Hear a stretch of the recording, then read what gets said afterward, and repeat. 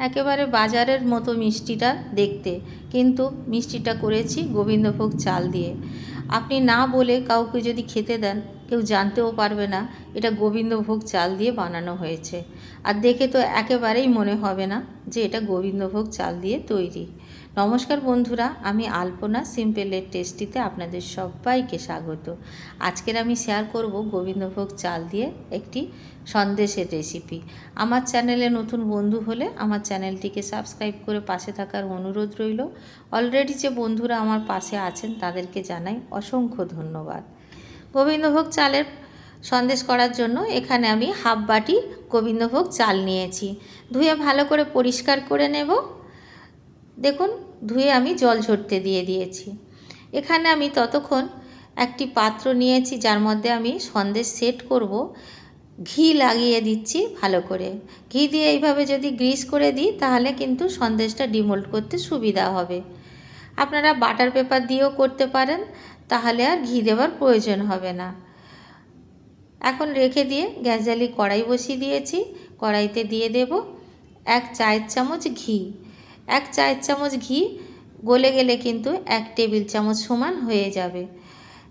আমি এখন চালগুলো ঘিয়ের মধ্যে দিয়ে দিলাম। এইভাবে নাড়াচাড়া করতে করতে চালের কালারটা বদলে যাবে, একদম মুড়ি মুড়ি মতো হয়ে যাবে। দেখুন, এই রকম যখন হয়ে যাবে তখন কিন্তু গ্যাসের ফ্লেমটাও অফ করে দিতে হবে। এই রকম হয়ে যাবার পরে আমি গ্যাসের ফ্লেমটাও অফ করে দিয়েছি। দিয়ে একটু নাড়াচাড়া করে নামিয়ে নেব। এখন একটি পাত্রে নিয়ে নেব। ঠান্ডা করে নিতে হবে। ঠান্ডা এখন হয়ে গেছে। এখন আমি মিক্সার জারে দিয়ে গ্রাইন্ড করে নেব।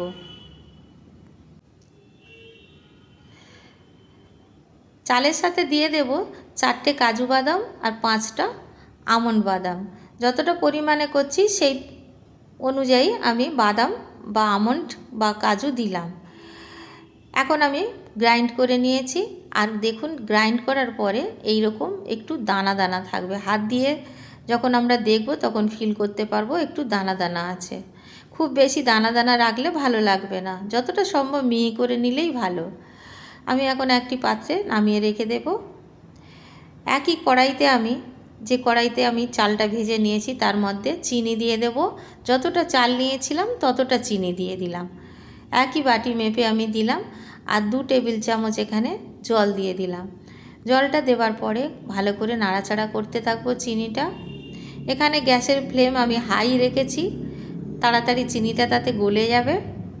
কালারটা এরকম সুন্দর হয়ে যাবে তখন আমি গ্যাসের ফ্লেমটা লোতে করে দেব। আর বেশি কিন্তু আমরা কালারটাকে ডিপ করব না, তাহলে তিতো হয়ে যাবে। এইরকম হালকা হালকা গুড়ের মতো কালার এসে যাবে তখন কিন্তু আমি দুধ দিয়ে দেব। একই বাটির মেপে আমি 1 বাটি দুধ দিয়ে দিলাম। হাফ বাটি চালের জন্য 1 বাটি দুধ দিয়ে দিচ্ছি। সেই মাপে আপনারা বানাবেন, কম বেশি যাই বানান। এই বাটিটার মাপে আমি সব কিছু দিচ্ছি। এইভাবে নাড়তে নাড়তে চিনিটা যখন গলে যাবে খুব ভালো মতো, তখন আমি দিয়ে দেব চালের গুঁড়ো। চালের গুঁড়ো অল্প অল্প করে দিতে হবে, তা নইলে ডালা হয়ে যাবে। অল্প অল্প করে দিয়ে সব চালটা আমি এইভাবে মিশিয়ে নিলাম। এখন সমানে আমি নাড়তে থাকবো। এইভাবে নাড়তে নাড়তে একদম ঘন হয়ে গেছে, দেখে নিশ্চয়ই বুঝতে পারছেন। আর একটু শুকিয়ে নেব। এই রকম যখন হয়ে যাবে একদম শুকনো শুকনো, তখন আমি গ্যাসের ফ্লেমটা অফ করে দিয়ে নামিয়ে নেব। এখন আমি নামিয়ে নিচ্ছি। আর যে পাত্রে আমি ঘি গ্রিস করে রেখেছিলাম সেই পাত্রে কিন্তু আমি দিয়ে দিচ্ছি। ঘি গ্রিস করে রাখলে আগের থেকে এই সুবিধাটা হয়, সঙ্গে সঙ্গে আমরা ওই পাত্রে দিয়ে দিতে পারবো। ভালো করে আমি একদম কাঁকিয়ে খুন্তি বা কড়াইয়ের মধ্যে যতটা ছিল সবটা নিয়ে নিয়েছি। নিয়ে চামচের উল্টো দিক দিয়ে এইভাবে দিয়ে একটু চেপে চেপে সমান করে দিচ্ছি। ভিতরে যাতে ফাঁপা না থেকে যায় সেই জন্য একটু ট্যাপ করে নিতে হবে। এখন আমি ঠান্ডা হতে দিয়েছি আর 3 ঘন্টা পরে এখন ডিমোল্ড করব। নিয়ে এসেছি।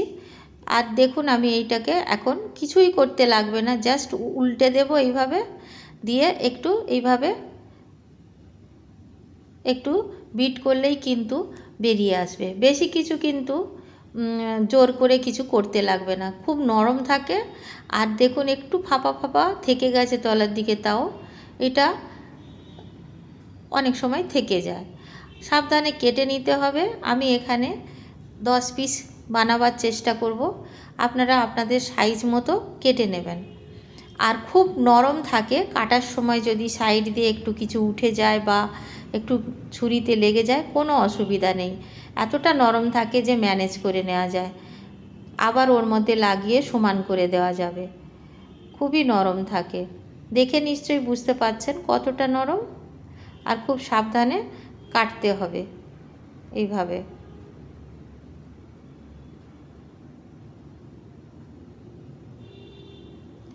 আমি এইভাবে চৌকো চৌকো করে কাটছি, আপনারা চাইলে কিন্তু এটাকে একদম লাড্ডুর মতো করে বানাতে পারেন। এইভাবে আমি কেটে নিয়েছি। আর দেখুন এই সাইডটা আমি আপনাদের দেখাচ্ছি, এই যে একটুখানি অসমান হয়ে গেছে, এতটা নরম। এটা হাত দিয়ে এইভাবে সেট করে নেওয়া যায়, কোনো অসুবিধা হয় না, খুবই নরম থাকে আর খুবই টেস্টফুল হয়।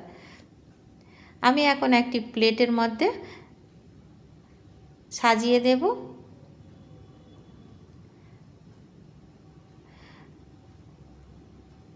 কতটা সুন্দর দেখতে আর দারুণ খেতে লাগে। আপনি যদি কাউকে এই মিষ্টি খেতে দেন, কেউ বুঝতেও পারবেন না যে এইটা গোবিন্দভোগ চাল দিয়ে তৈরি হয়েছে। না স্বাদে বুঝতে পারবে, না রূপে বুঝতে পারবে। গার্নিশিং করে দিচ্ছি পেস্তা দিয়ে, ছোট ছোট করে কেটে নিয়েছি পেস্তা।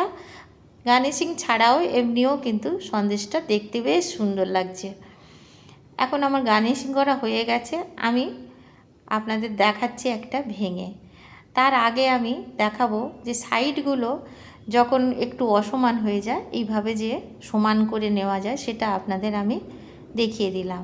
এখন আমি ভেঙে আপনাদের দেখাবো ভিতরটা কেমন দেখতে হয়েছে। একদম খুব সুন্দর দানাদার সুন্দর হয়েছে, দেখুন ভিতরটা একটু দানা দানা থাকে, বেশ ভালো লাগবে খেতে। বাড়িতে বানাবেন, কেমন লাগলো কমেন্ট করে জানাবেন। রেসিপি যদি ভালো লাগে লাইক করবেন, শেয়ার করবেন, আর নতুন বন্ধু হলে সাবস্ক্রাইব করতে ভুলবেন না যেন। আজকের এই পর্যন্ত, দেখা হবে পরের ভিডিও নতুন কোনো রেসিপির সঙ্গে। সুস্থ থাকবেন, ধন্যবাদ, নমস্কার।